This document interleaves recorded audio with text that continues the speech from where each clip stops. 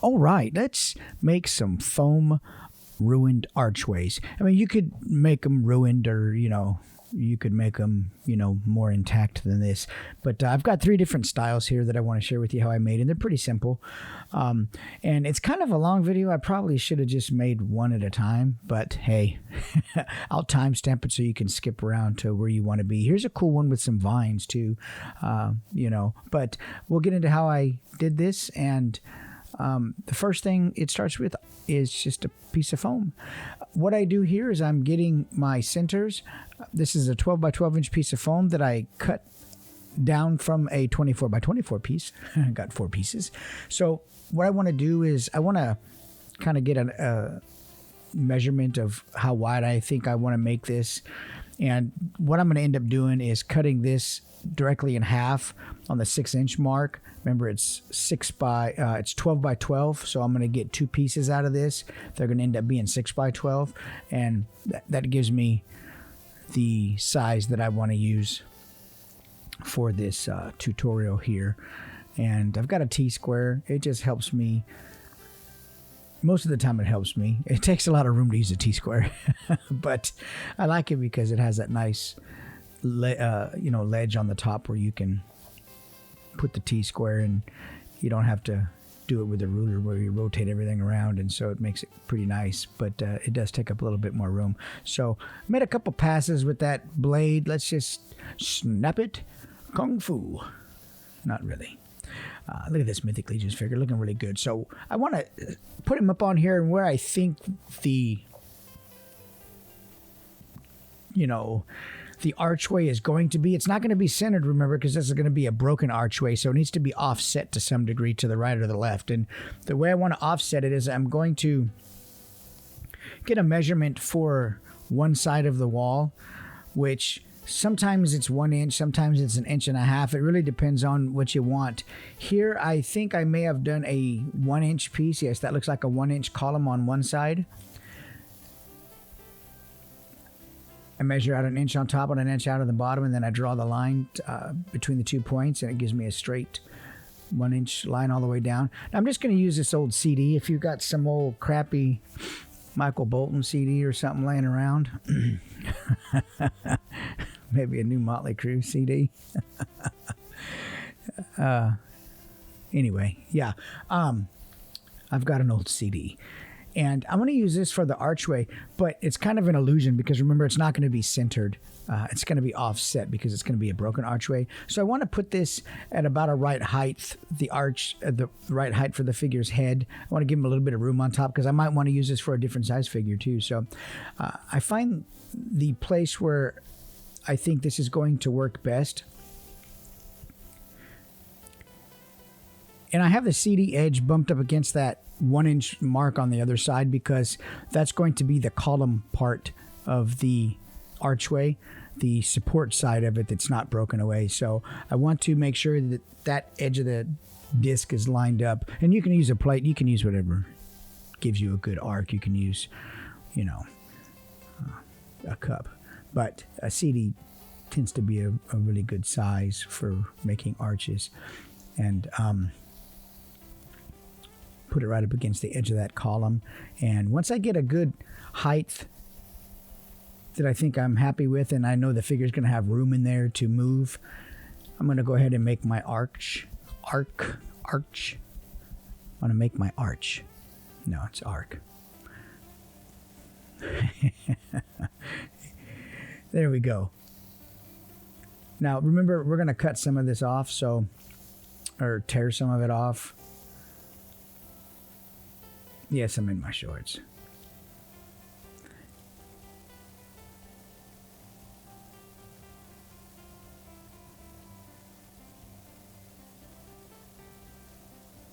And I think, this is all up to you. It just depends really on where you want the arc to end. And I just took a little bit off the side there.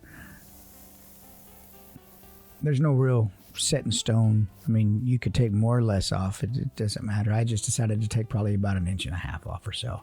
So we're going to cut this out and go ahead and remove the inner part of the core there. And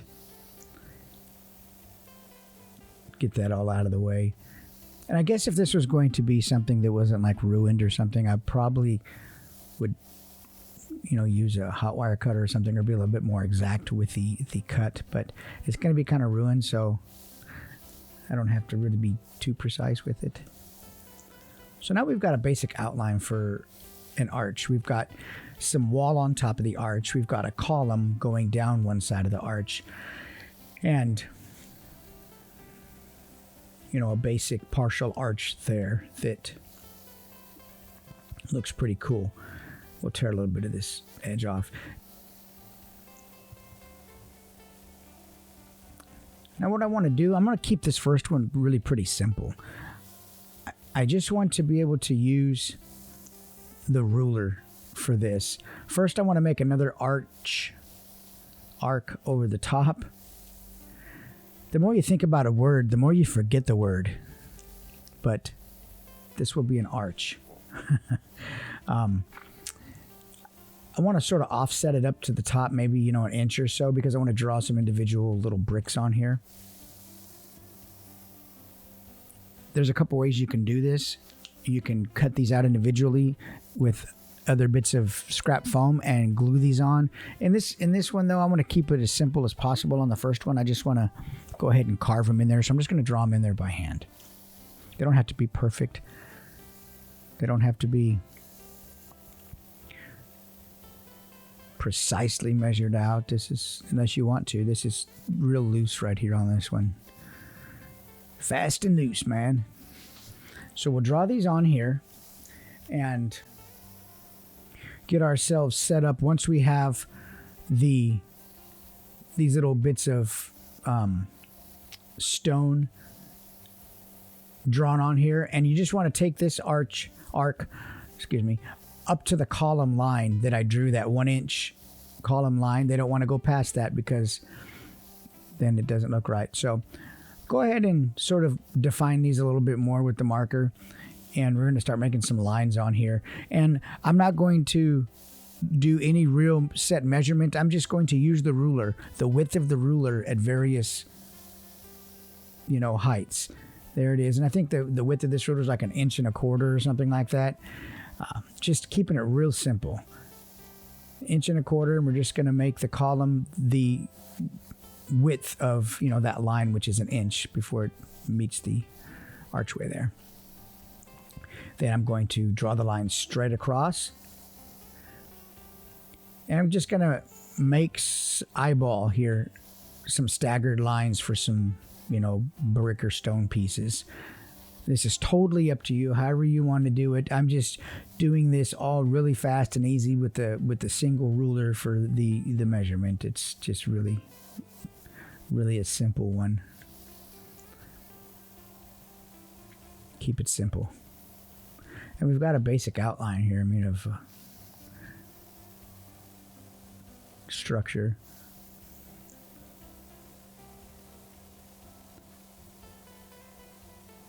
And these lines are going to carry all the way around to the other side too. I'll draw them on.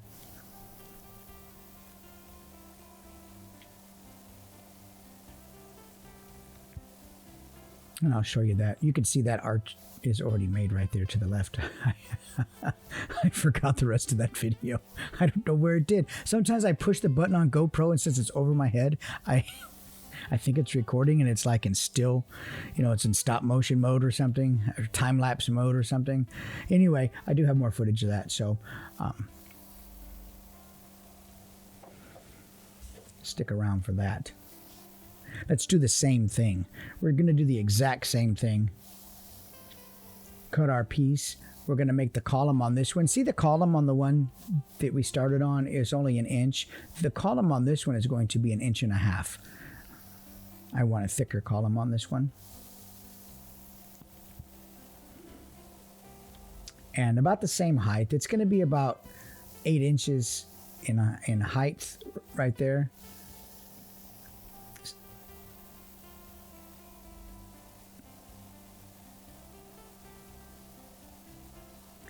And going back to our mark, to the 1.5 inch mark that I made, I'm just going to make the column line now.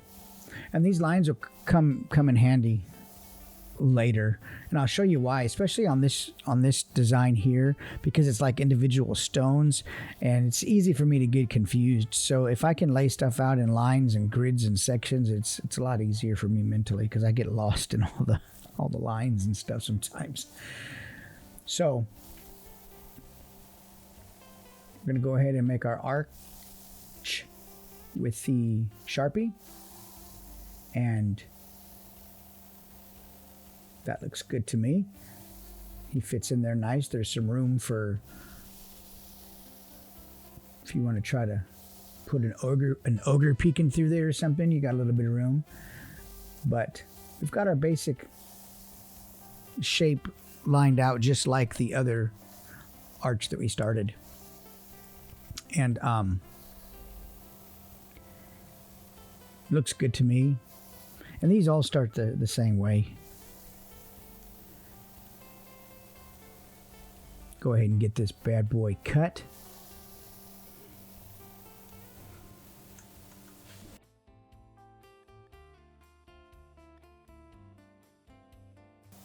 Same thing here. Once we get it cut, we're just going to use the width of the ruler, and I'm going to make, you know, lines across here in a width that I think, or a height I think is you know, a staggered random height. Some of it's going to be the exact width of the ruler, some of it's going to be half of the width of the ruler, some of it's going to be a quarter of the width of the ruler, just to keep it random. That's all, you know. Now we'll carry these lines all the way around the piece of foam here, because these have to be double-sided, and so if you didn't do the edges, it would look a little bit weird. You never know what angle you're going to photograph these from or display your figures from, and you want to keep it pretty, you know, continuity in there.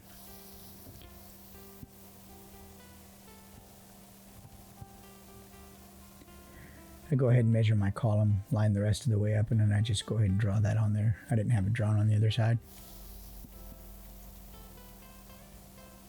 Shoot, there it is. Sometimes these Sharpies don't work. There we go. And we'll finish making our lines all the way to the top. These lines are going to be really helpful on this one. Like I say, it's a bunch of individual stones, and so I want to make sure that I have some sort of consistent, you know, look to it. So you can see here how the lines really help me keep those individual blocks of individual stones going in a sort of a parallel direction. If I didn't have those, it's like when you're handwriting, you know, if there's no lines on the paper, it's a little harder to keep them straight. And same thing here for me anyway. I lay my lines out, and then I make my little individual stones in blocks, keeping them on the line, and so it just helps me keep everything a little bit more uniform while trying to make it look not uniform. If that makes sense. So we're going to continue to draw these little stones all the way down and just kind of mix them up a little bit in shape and size, but they're all going to fit into those blocks. You can fit 5 little stones in a block, you can fit 2 stones in a block, or 1 stone in a block, but they all match up and meet up this way. For me, it just keeps it easier for me to keep track of what I'm doing. Like I say, sometimes I get lost in all the lines and forget. I forget. Get the wood burning tool out. I don't want really deep lines on this. I want to keep it fairly shallow, so we'll let it heat up for a little bit. And I imagine you could probably do this with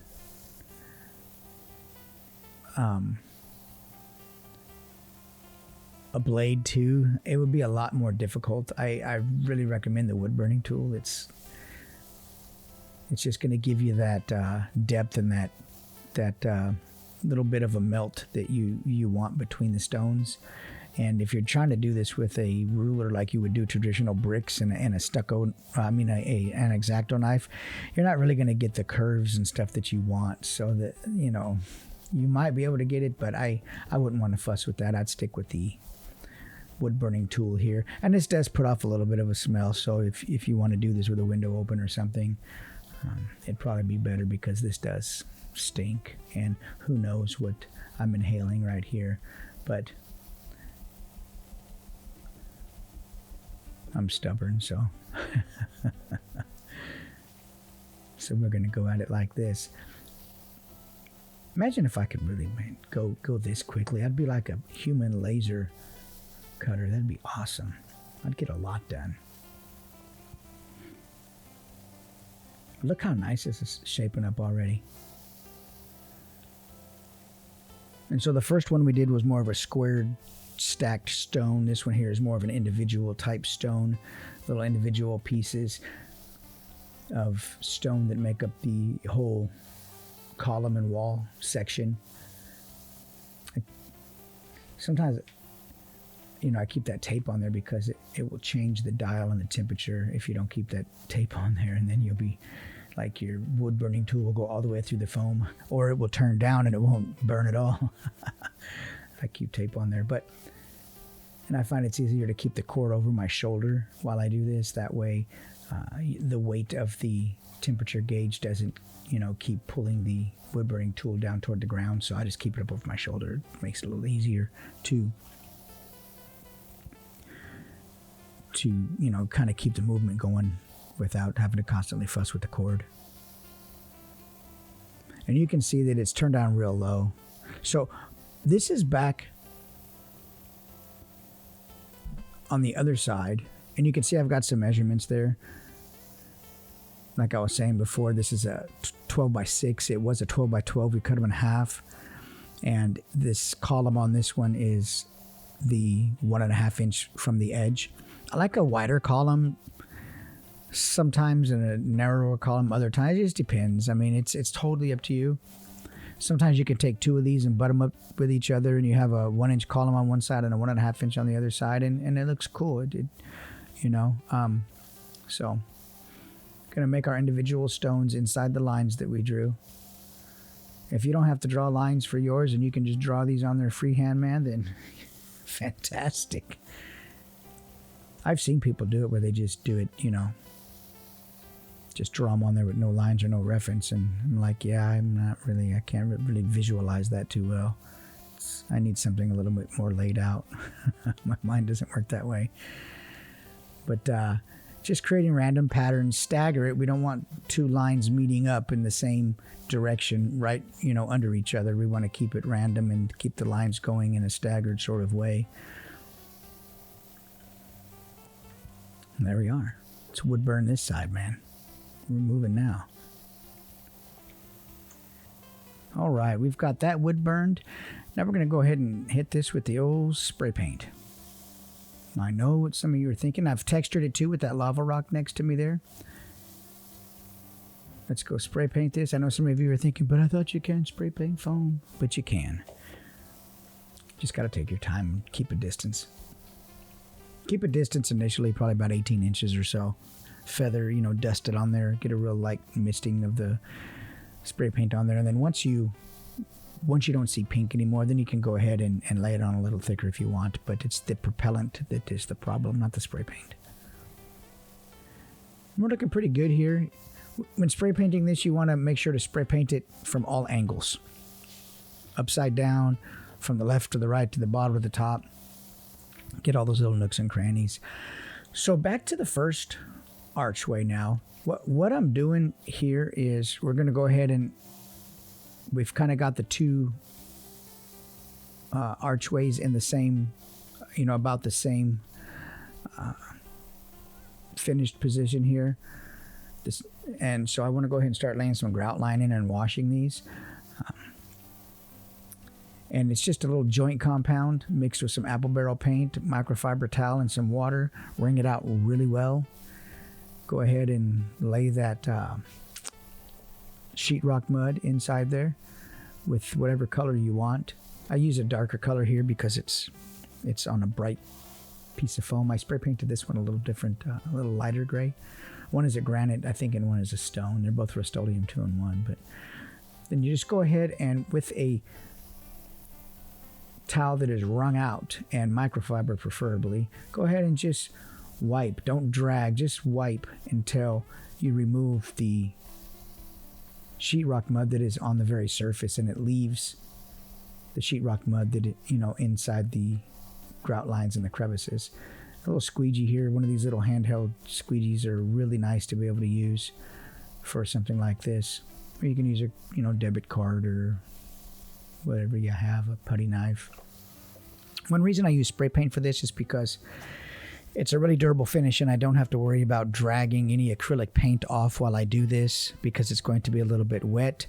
And spray paint allows me to be a little bit more rough with the foam because it's a durable finish. So that's one reason that I use spray paint. If you wanted to do this without spray paint, I would recommend you seal the paint before you move on to this part. Seal it with a Mod Podge or something like that before you move on to this part where you're actually dragging stuff across the paint job and putting water on it and stuff like that. You want to make sure that it's sealed first, or just use the spray paint. It just creates a really durable finish, and you don't have to worry about that sealing the piece before you move on to this part. All right, let's lay some white grout line into the piece that we just got done doing, the stone piece, the individual stones. And the white really makes it pop on here. I didn't add any apple barrel paint or anything to this. I just left it white. I think it looks kind of cool.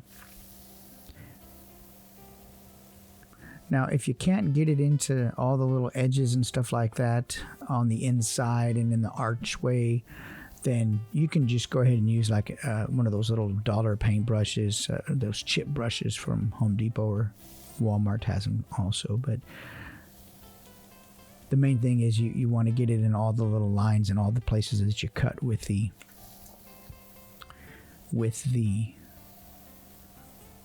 wood burning tool, and make sure that all those are filled in at least with something, a little bit. Then you can go ahead and same process, just wipe it off, wet the towel, wring it out really good, and repeat the process on the other side. I'm going to show you here later on in another piece how I texture and tear and scrape and sort of weather the bricks in a different in the next model that I do. But look at that, it looks pretty cool. From a pink piece of foam to this, it's a cool little process. It's fun. And these are such a generic piece that you can use for all kinds of different sets and scenes. And if you don't think you got enough in somewhere, you missed a few spots, or you might have had your towel a little too wet and the grout isn't showing up like you want, just go back through and pack some more in there and wipe it back off. There you go. Lasagna pans. Who knew they would be so helpful? I love lasagna pans. And I love lasagna. But there we go. Great start to a broken, ruined archway. So this next piece is not going to be a broken archway. It's going to be one that's intact but just beat up and sort of tattered on the edges and the insides and stuff like that, with some recessed brick and some, different texturing going on. And I'm going to show you how we texture these and stuff here. So it's the same process. I'm going to use the same measurements. I'm going to remember I cut a 24 inch by 24 inch piece of foam down into quarters, and so I've got 4 sections that are 12 by 12, and then I cut those down to 6 by 12s. So same thing here, same measurement, a 6 by 12 piece. The only difference this time here is I'm going to make a complete arch. And we're going to start out by making lines for bricks, because I'm going to do this one in like brick. And this could be stone too. If you just rounded the corners of the bricks, it could be like stone too. It's whatever you want. But the measurement I'm going to use for my bricks here, and I'm assuming you already know how to do bricks, but if not, I'm going to, right here, I'm going to make my dots down the height of the board every ½ inch. This is going to be my brick height, is the ½ inch. So I'm laying out a dot down every ½ inch of the board. And if we're at a 12 inch board. That means I'm going to have 24 half-inch marks. And then I will grab the old T-square out and draw those lines straight across. So I'll have 24 lines that are a half-inch apart that will be the height of my brick. And I do them a half-inch by 1 inch. That's not really exactly the 1/12 scale. But by the time you go in with the wood burning tool and stuff like that, you're going to lose some of the dimension of the brick anyway, and it's going to, I don't want to work with an area that's too small. I guess if I wanted to do it without the wood burning tool, I could and make them smaller, but I'm fine with this. And this is for Mythic Legions anyway, really, so it's not really 1/12, so they're okay. Now, we're thinking right here about how wide the brick is, or how long the brick is. The brick is going to be 1 inch, so I'm going to have 6 marks on top. It's going to represent how long each brick is. And we're not going to draw a line straight down these because that'd just make a big checkerboard. We're going to make alternating lines. And so down here I need to make the same measurement. There's going to be 6 1-inch marks, and this represents the length of the brick. So now what I'll do is I'll grab my ruler, I'll measure those, I'll touch, the top and the bottom lines, and then every other line I'll make a mark. And this is going to be my first row of half-inch by 1-inch bricks. Now on the second part of this, where we stagger the brick, it's the same thing. I'm going to make 1-inch bricks, but I'll start a half-inch into the board so that we get the staggered brick.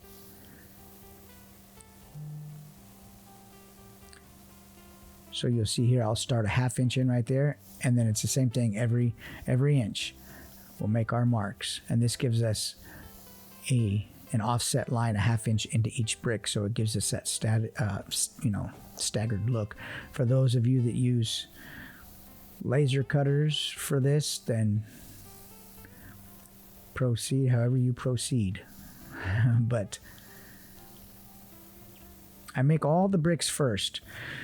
And the reason I'm going to make all my bricks first is because I don't want to try to measure this after I've already made an archway and I've made all this stuff on there. I'd rather, since this is such a small piece, I'd rather just go ahead and make all the brick line first, and then I can tear out and cut out whatever I need, and the brick lines remain continuous throughout the piece. I don't have to worry about, okay, this line doesn't match up on the other side of the archway. It's easier for me to do it all in the beginning and make them all down the sides. I want to make sure that these brick lines are continuous all the way through the piece, all sides and front and back. And even when we cut the archway out, I have to make the lines inside there. This is a fun piece. I'm going to show you how I texture this and use what's called an insulation knife. It looks like a big fillet knife, but it's for insulation, like fiberglass insulation. And I use it to create some really cool textures. Nobody wants to see all that. Let's just say we're done. So once again here, I've got the CD out. I've got the figure's feet at the very base where the floor would be. And I just want to find a good height for the archway and just sort of center this, eyeball it. There is a grid in here if you wanted to kind of measure stuff. I mean, remember, these are 1/2 inch by 1 inch lines, so you can use it really as a grid if you wanted to really try to center your CD or your archway on here. I'm not too worried about that, though. I mean, it's, that would be the center right there. But I'm not too worried about trying to center it. I'm not building a house. OSHA's not going to come out and say, well, you're a little bit off here. So get it about where you want it. Eyeball it is fine. Measure once, cut. Measure twice, cut once. See, I almost messed up and I'm not even doing it. Measure twice, cut once. Measure once, cut twice. Jesus, don't listen to me.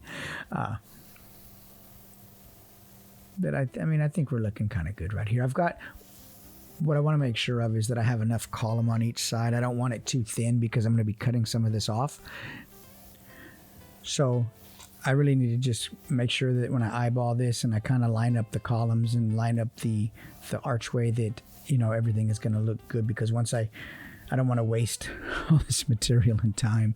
I don't want to turn this into a ruined archway. I'd rather, I'm trying to make this one complete. So let's get our arch drawn here, probably about right there. That leaves me about an inch on the other side, maybe a little less.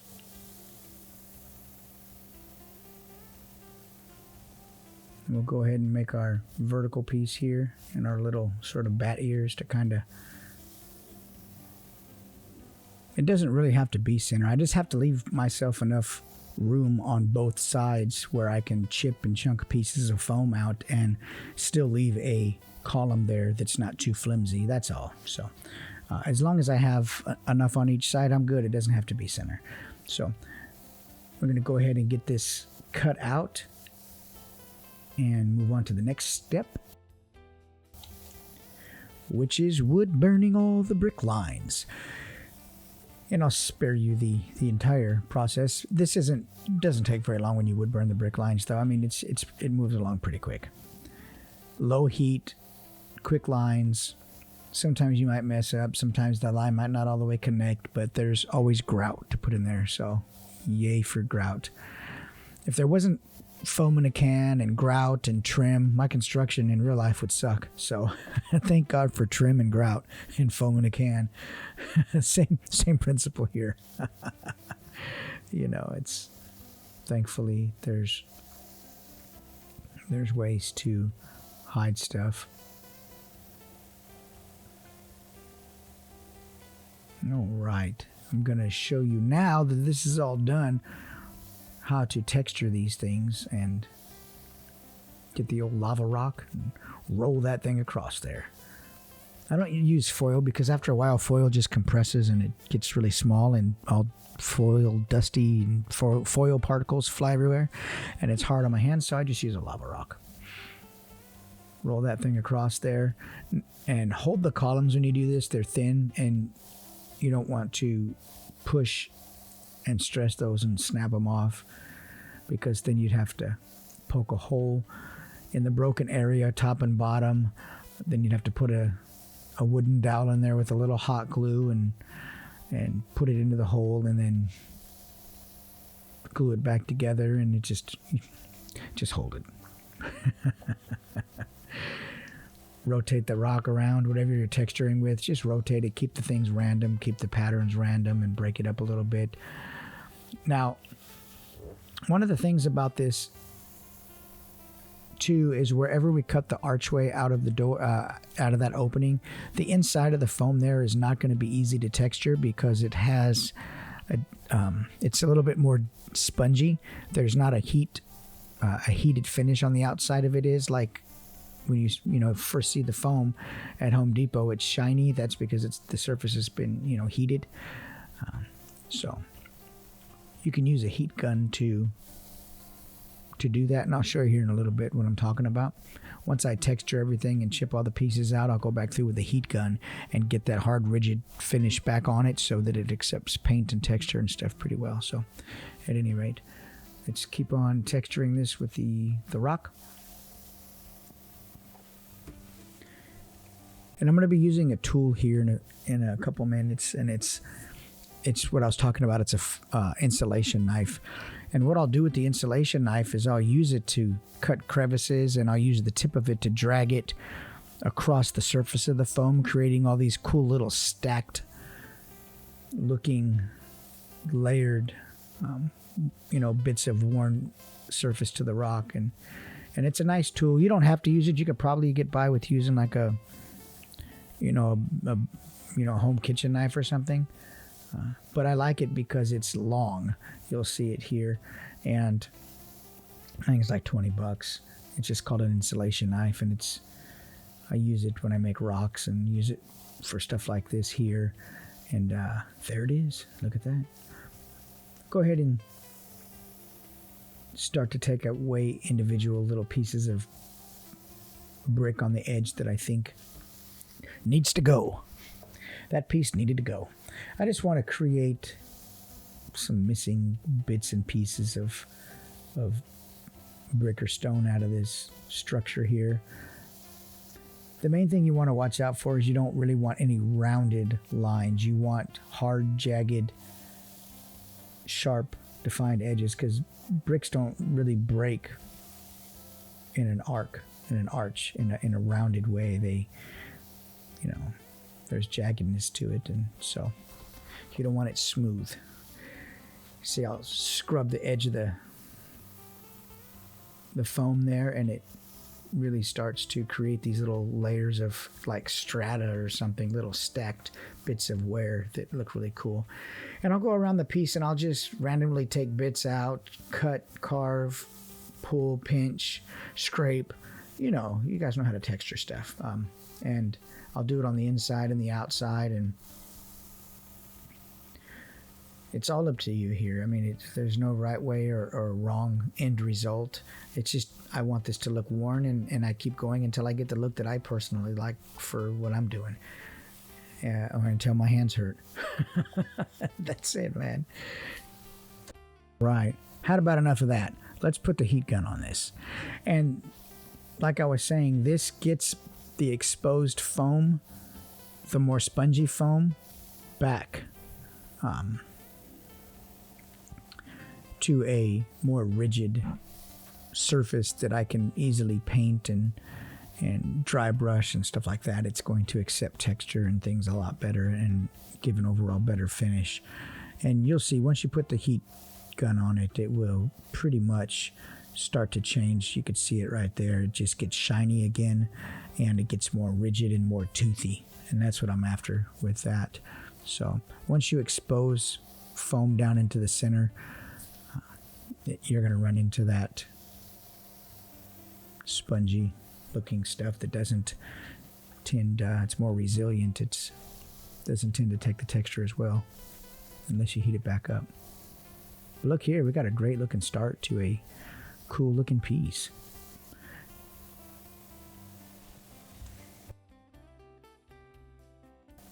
All right, let's mix some black into this sheetrock mud and get it to a color that's darker than the gray piece. Once I think it's black enough, then I'll go ahead and start adding that in there, just like I did on all the other pieces. Same process. Squeegee it on there, use a chip brush, get it inside there where you can't reach with the flat, hard edge squeegee. Get it all inside there. And then just use that microfiber towel to wipe all the excess back off. Just like that. It's magic. My poor wife, she's given up on me with the microfiber towels. She knows I'm incorrigible. Yeah. For Mother's Day, she's getting a new bag of microfiber towels. I don't think that would work either. I'd probably get in trouble if I gave her that. Just joking. Anyway, look at all the nice bits of texture and all the black going into the recesses and creating some really cool depth to this. It's pretty neat, pretty fun piece to make. Both sides, inside and outsides, are textured. And I use all my scrap bits of cardboard. When I get boxes shipped to me or whatever, I'll cut them up before I take them outside. I'll cut them up and use them for things just like this, little portable work areas that I can put paint and sheetrock mud and resin and whatever else on there. Pick them up, throw them in the trash. You know, I get the most use out of them that I can. Look at that. Pretty cool.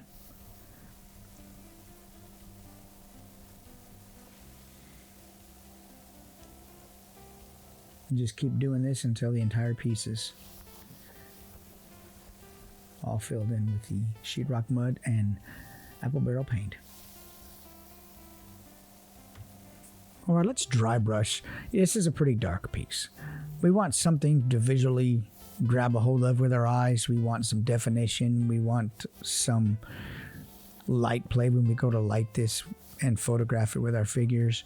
I'm just going to use a little apple barrel white put it on a fresh piece of cut up box and dry brush the edges with a white, and it's just going to give a little bit of extra pop to the wear that's already there. The broken up textured bits of foam are gonna, and especially that it's been heated with that heat gun, it's going to really grab hold of this paint. So, and with white, you gotta make sure that there's just a little bit on the brush, because it will instantly ruin your your piece. So make sure that when you think you've got enough off of the brush, take a little bit more off, and then go ahead and start putting the white on there. But look how it makes this all pop really nice. I like it. I think it looks great. Great looking bit of contrast to the all gray and black there.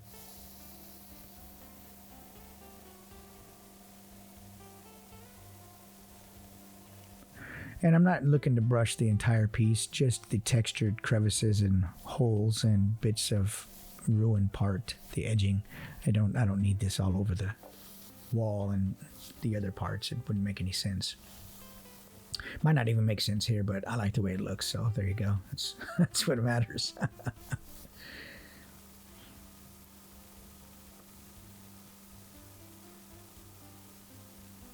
Get inside there. That black really did a good job with that grout. Really made it look nice. And I've got another color down there. I've got I think it's a pavement blue or something like that. And it's just another little bit that I'll add on there to break up the gray.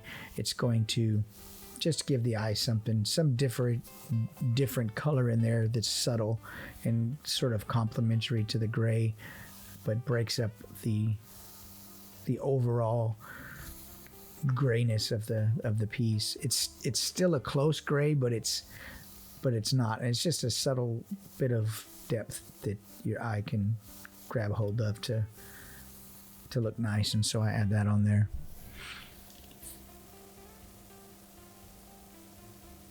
You don't want to go over the whites, so I turn the brush sideways and we're going over the inside there. I don't want to take all the white off that I just did, so it might look like I'm going on the white, but I'm actually going in between the white.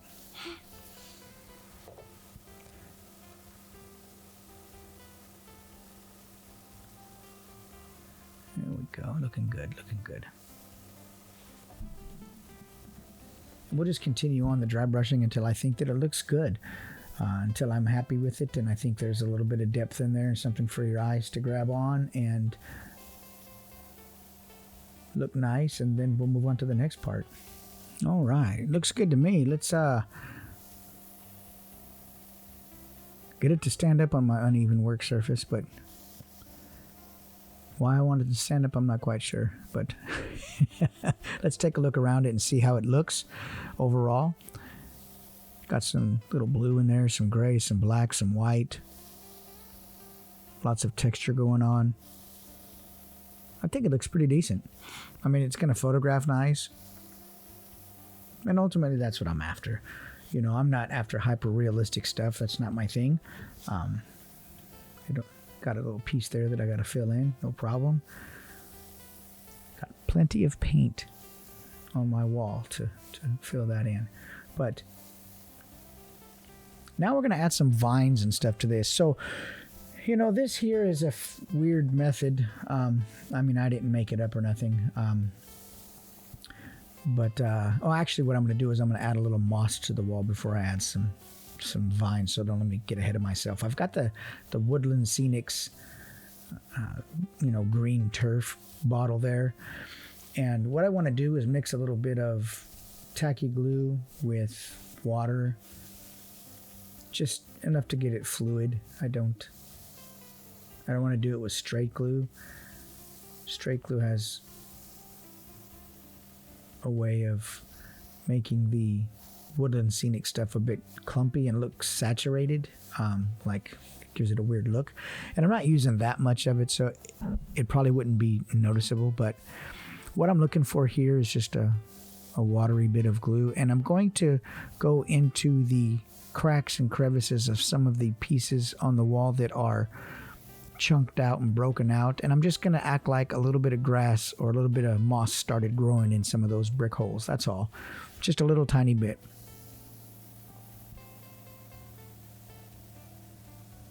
That's why my brushes don't last. Thank God Amazon has like a bundle of 200 brushes for $15, because that's what I buy. Because I ruin brushes quickly.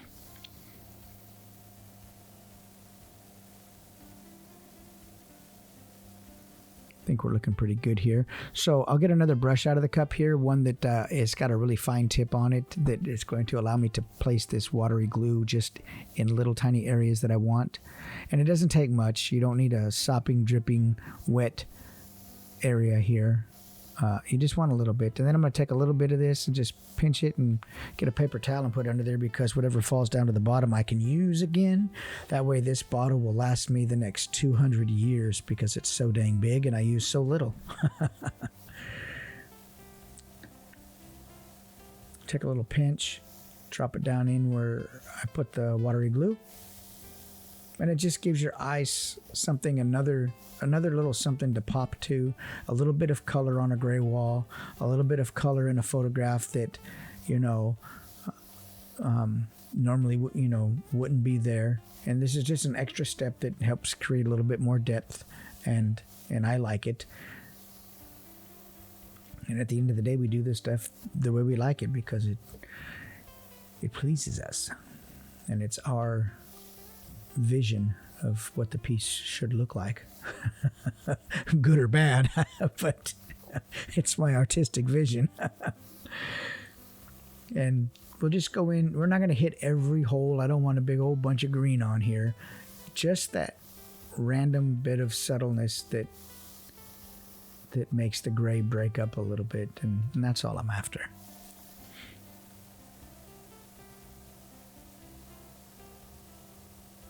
Tap, tap, tap. There we go. Look at that. Doesn't take much. A little bit. That green and white really make that gray and black brick, really pop out and look nice.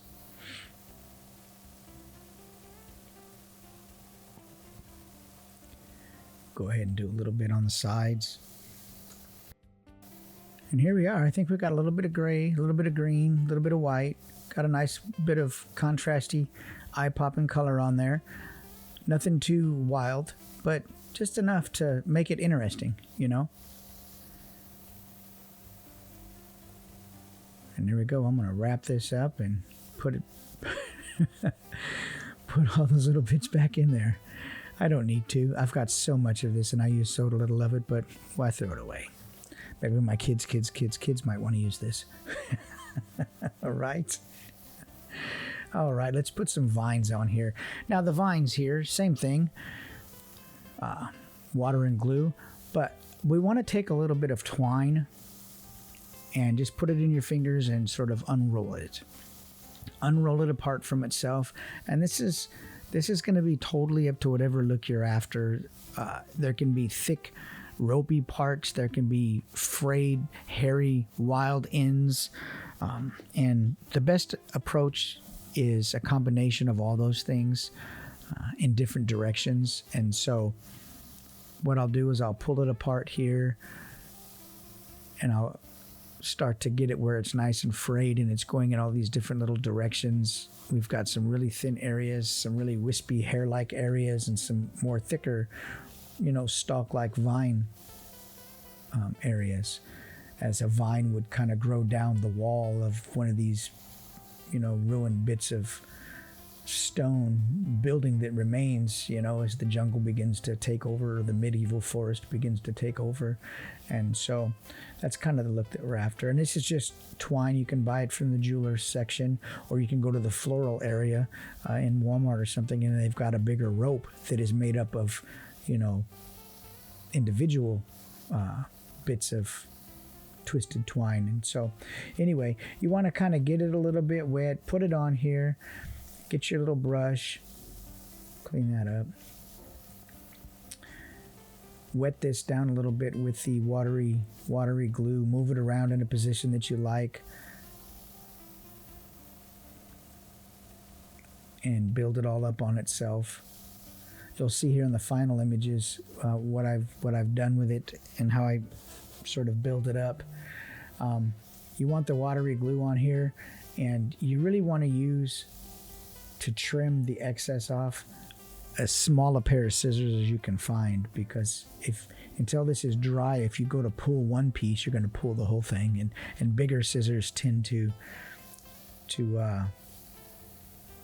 run into problems when you go to try to cut these bits. I like to use small little scissors that the really tiny ones that are really sharp, and that's it. As long as this is pressed down with the water glue, then you can go ahead and add other pieces, creating sort of the build-up effect that you want.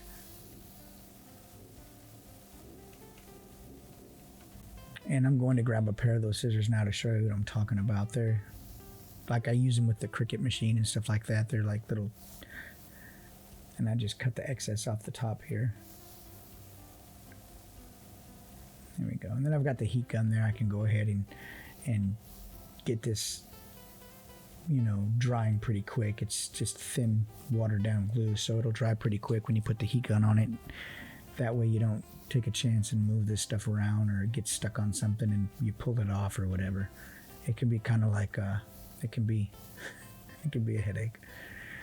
But there's a good base piece, and we can go ahead and add, like I say, subsequent layers on top of that in different directions and different thicknesses, and create the look that we're after. And here's kind of what I ended up with. I got it wrapped around the different bits of the columns and stuff, giving it some depth and just making it look sort of cool, and some thick parts, some wispy parts, keeping it random. But anyway, hey man, like and subscribe to my channel if you're watching this on YouTube. Check out my Patreon. If you're watching this on YouTube, go over and check out my Patreon. Thanks to my Patreon members who support me and my art. I appreciate it. Follow me on TikTok, Instagram, Facebook, and here on YouTube. Check out insightful_imagery on Instagram. And yeah, I appreciate everybody watching. If you have any questions, give me a shout. Look, this turned out pretty nice, man. Look at that. Can't wait to do some photos, man. It's going to be great. Take care.